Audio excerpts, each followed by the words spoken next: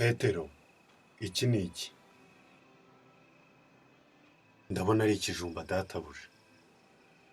Uyu ni umubiri w'abakurambere. Iyo umuntu apfuye, umubiri we ushyirwa mu butaka, ukabora, ugahwana n'ubutaka. Ejo mu gitondo muri bwa butaka tugateramo umugozi. Umugozi ukarya ubutaka, ugakura, ukera ibijumba. Ibijumba natwe tukabirya, bikaduhuza n'abakurambere.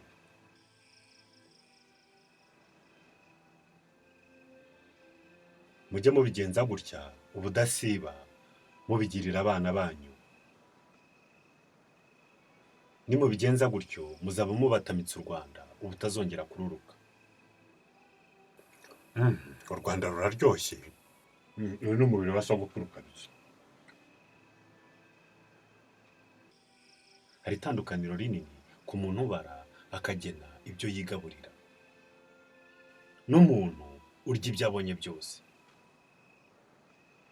Abo bantu ntibahwana, ntibanganya imbaraga.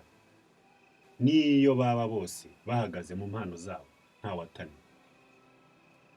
Abanyarwanda benshi muzi yuko murya, ariko ntimurya. Biriya byo kubyukira ku gatase k'icyayi, saa sita mukarya umuceri n'ifiriti, nimugoroba benshi bakararira byeri na burushete n'ibindi bisa nabyo, hanyuma namwe mukibara mu bantu barya. No kuba mukigenda mugifite ubwenge butuma mumenya aho mutaha, ni imbaraga z'Imana. Mwese murarikiye ibikinisho, materials, kurusha ubuzima bwanyu. Ninde wababeshye? Mubanze mwite ku buzima bwanyu, ibindi bizabakurikira. Mwirarikira gutunga gusa mudatunganiwe, kuko ibyo ngibyo ntibizana umunezero na gato. Mugende mubwire abanyarwanda ubwo butaka bwose bwagenewe ubuhinzi, bagandukire kubuhinga rwose kandi babuhinge neza.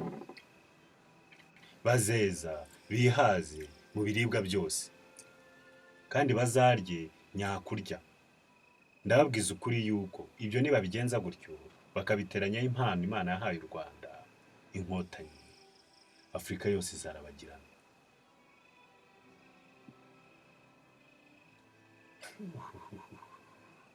Ngani mugende, nimusohoke.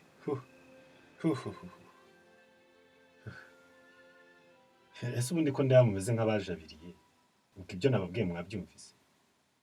Yego twumvisha abana bacu tugiye kubatamika u Rwanda.